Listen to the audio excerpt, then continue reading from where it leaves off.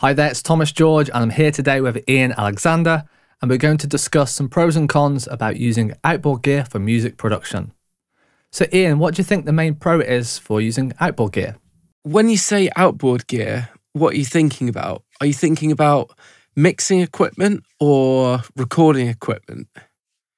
Because, anything to record a microphone, you're going to require some sort of outboard gear. A preamp, for example, like an audio interface. So the main pro of an audio interface is you can record audio. But the pros of having expensive outboard gear, for example, a nice preamp, is you can get high quality audio. When I say higher quality, it's not necessarily going to be, a better frequency response, but you might have a better tone. So, there's old preamps like Neve preamps, which are known to be, have a unique sound, which are loved by many engineers. So if we're thinking about preamps, you can add a nice sort of tone to your microphone when recording. You can also use different types of preamps. So API versus, say, Neve, they're preferred for different things. Like the APIs are known to be quite punchy and can be good for recording, say, drums or guitars. But a Neve preamp, it's got a nice sort of rich sound to it, which can be good for vocals. So, that's one sort of piece of outboard gear. And, having something like that, I don't think there's many negatives other than the cost. Yeah, and maybe the weight as well, the physical size. If you work in a studio, doesn't matter. You're going to have your outboard gear there. But if you were to go and record on location, you've got to take your preamp and your audio interface with you. So that could be a bit of a faff.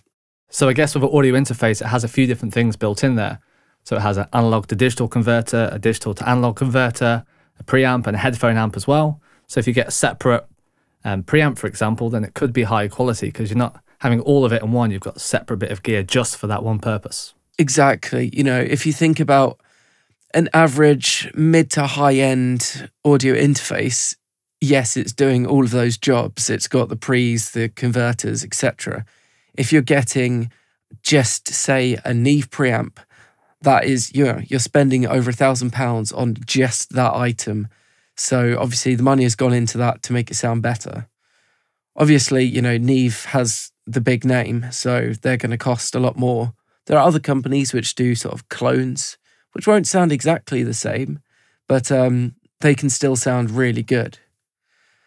One thing with outboard preamps is a lot of people, they have a love for this sound, this particular sound. Say the Neve preamp, which I keep going on about. It's just a very classic sound, which a lot of older engineers tend to love because it's what they're used to. They know what it sounds good with. But you can get other really, really high quality outboard preamps. For example, I believe you've got one. Again, it's quite well known, an Earthworks preamp. And that's known for having an extremely clean sound. So if you've got a very nice microphone, you're not going to be colouring the sound at all. So obviously, something like my interface, I've got an Audient ID22, decent pre's, they're very clean, but the quality isn't going to be quite as good as what you have, for example.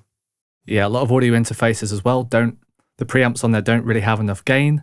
The audio interface I'm using right now is actually the Apogee Duet. So I'm kind of on location right now, so I've got the Apogee Duet because it allows you to have up to 70 dB of gain. But some other audio interfaces may not have enough gain on there. So an outboard preamp like the Earthworks one I use on my main studio, that has plenty of gain. So it's really good if you're recording a dynamic mic, like the mics we're using right now, the RE20s, for example. You want a lot of gain, really. At the moment, whenever I'm recording with this microphone, for a podcast or a chat like this, I always have it on maximum gain because my audio interface doesn't have that much gain. Whereas if I go into my outboard preamp, that can go a lot louder. So yeah, I guess that is possibly a con of not having an outboard preamp. Yeah, if you want to go traveling or something like that, You probably don't want to take all your outboard gear with you. Yeah, also expensive items you don't want to be carrying around all the time. Looking at mixing outboard equipment, it's a little bit different. So again, you've got the quality. But the big thing with mixing is the ease of plugins. Plugins for mixing are incredible. They sound great these days. There's a lot of plugins which are, they emulate outboard compressors or outboard EQs, and they sound excellent. But there is just a little bit of a subtle difference which you can't quite get from plugins. Some people might disagree with that, but I use an SSL style compressor, and if I've tried running songs, say if I'm mastering something, I've tried running it through with the exact same sort of settings and use the plugin and use the outboard version, well, the hardware version.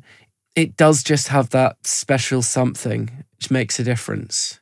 However, it can take a lot longer to use outboard gear. If you want to make a change, you might have to re-record the audio again. Yeah, and that is the biggest pain. So, if you're mixing a song and you've got, say a basic mix and you've got 12 tracks, if you've used your compressor to compress your vocals and then your guitar and then, the bass, etc., you've had to run it through, play it in real time through that compressor each time.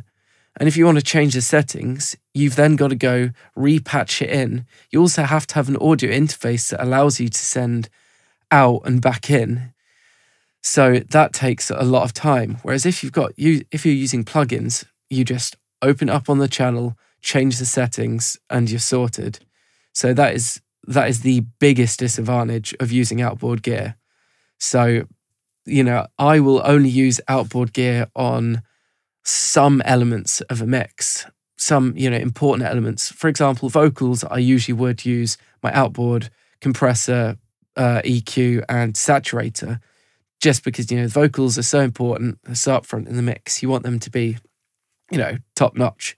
You probably could get them sounding almost as good using plugins, but, for that extra 10% you get on top, I think it's worth it for that. But, if I've got 6 different guitar tracks in a song, I'm not going to bother doing that.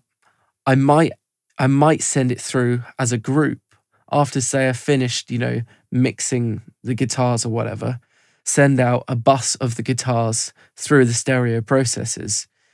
Again, this is only getting a subtle, a very slight difference, only slightly better, but, plugins are still great. And for a beginner, I would never bother investing in an outboard compressor, an outboard EQ or anything like that. At least not an expensive one. I didn't buy my first outboard gear until I'd been, doing music production for about 8 years. Plugins are good enough, and there's absolutely no point in buying good outboard gear if you don't know how to mix using plugins. Lots of professional engineers will only use plugins. It's more of a preference thing. It's a luxury. So, yeah. Would you ever record 2 signals? So one going through the outboard gear and another one completely clean. So let's say one going through an EQ and a compressor and the other one clean, just in case you want to make some changes. Or would you just spend the time to make sure it sounds really good with the outboard gear? You know what? Yes, it depends on the equipment you have. It can be difficult to do that. You might need a microphone splitter to do what you're saying. But for example, I use 500 series outboard equipment, which allows you to sort of change modules, so you can use different pieces of equipment. And the unit that I use, made by Radial, has the option of having 2 different outputs. So sometimes when we're recording someone, I'll record directly out of the preamp into my computer and then have a duplicate going through my compressor, EQ and saturator, just in case I've over-egged the EQ or over-compressed it. It's nice to have that backup, of the sort of original signal. Yeah, Radial makes some good gear, such as like splitters and converters and things like that. They're not cheap, but they are really high quality. Yeah, they'll last for years, and it's all well engineered, and they've thought they've thought about so many different things to make your life easier as an engineer. So, are there any specific pieces of outboard gear that you might recommend to someone? Obviously, an audio interface. Yeah, that's obviously number one thing, if you consider that outboard gear. I don't know. It's a tough one. I first started out using equipment made by TL Audio. They're a budget outboard company, and I got a valve compressor, which was great. It means you're sending your audio through actual valves, and it does give it a certain, valve quality. But cheaper outboard gear, there can be some problems with that in terms of, I know some people complain about running stuff through a cheap tube can make drums or mixes lose some of their punch. But something that I've got recently, which I would seriously recommend if you've been doing music production for a long time, it's a piece of outboard gear which can be digitally controlled, because then that takes away one of the big negatives of using outboard gear for mixing. If you're using outboard gear, you change your mind, or you've mastered a song and the client changes the mix and you've got to redo it. You liked how it sounded. You've got to make sure you've written down the exact settings, have recall sheets. I have, a number of recall sheets in a cupboard at home where if I need to make change to something, I have to literally get that out, read it, adjust the settings carefully on my equipment. But companies like Wes Audio, they've started making outboard gear which can be controlled via USB, so you can store presets, save settings, A/B stuff really quickly. You can even change the settings of the outboard gear using the plugin and vice versa. So that's something really interesting, and I think that's probably the future of outboard gear, because that is, it eliminates one of the main cons of using outboard equipment. So is that an EQ or compressor, or what is it exactly? The one I got is an EQ. It's a Pultec style EQ, which is a passive equalizer, which have a nice tonal characteristic. There's loads of brands that make outboard equipment. 500 series I'm particularly fond of. As someone who doesn't work in a studio, in a particular studio, it's good to have something I can carry around. 500 series also enables you to swap stuff out if you change your mind. As I say, I only recently bought this new piece of outboard equipment, and it can work out slightly cheaper doing it like this, because the 500 series box, the thing that holds each module, is the power supply. So, you're not paying the extra 100 quid or whatever it costs to have the power supply built into the outboard equipment you buy. Yeah, like the radial workhorse. And coincidentally, I was actually just packaging this up, and like this one. So this is the Earthworks I was talking about. I don't have it plugged in now, obviously. An EQ and a compressor. This is kind of like a basic outboard setup for someone, like a preamp, EQ, compressor. Yeah, that's perfect for what you do, especially, I guess you're not using it right now, but if you were recording a video, just recording a microphone, a mono microphone, you can go through your preamp, your EQ, and your compressor, and you get a nice signal chain there. I've got something very similar to that. Mine is just double the size, so I can do stereo of each of those things. But yeah, they're great, but I wouldn't bother getting anything like this until you've been doing music production for a number of years. You're confident, you know exactly how a compressor works, you know how an EQ works. Like, this stuff is unnecessary. It's like camera equipment. I've spoken to you about this before. After you've spent a certain amount of money, you're only getting 10% more for twice the price. So it's not something that everyone needs. If I was going to buy one piece of outboard equipment, it depends what you do. If you like recording, say if you're a singer, maybe a good preamp would be the go-to item. If you mix a lot of the time, a compressor might be the best option. Compressor and EQ, that's a tough one. Even a saturator. You can get some brilliant saturation plugins. I use Soundtoys, I think it's called Decapitator. And that, I use that on most mixes, and that sounds really great. It's I only got it quite recently, to be honest. I was recommended it by somebody. And that sounds great, but there's certain things that actual electronic circuitry can do to sound, which sounds, that little bit nicer. Yeah, it depends as well if you're doing this professionally or as a hobby.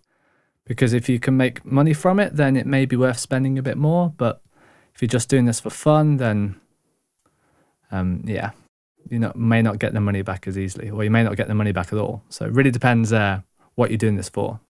Yeah. But the thing is, this outboard gear, I would always invest in a decent audio interface first, a decent set of headphones, a decent set of monitors, and room treatment. And I'd think about all of those things way before considering buying any outboard equipment. It's quite, specialist stuff. It's fun and loads of people want to buy it. There's a reason there's so many boutique outboard equipment companies, hardware processor companies around, because people love buying this stuff because it's fun. People geek out and, they like their gear. I'm guilty of that sometimes as well. I probably don't need everything I have here, but it's, the enjoyment of using it is quite important to some people. Cool. There's some good points there. Thanks for joining me on this video, Ian. Cheers. Yep. I hope that gives you something to think about. There's no right or wrong answers here, but just a little discussion. So I hope that's been helpful. Yeah, remember to like this video if you like it, subscribe, comment, all that stuff, and we'll talk to you soon.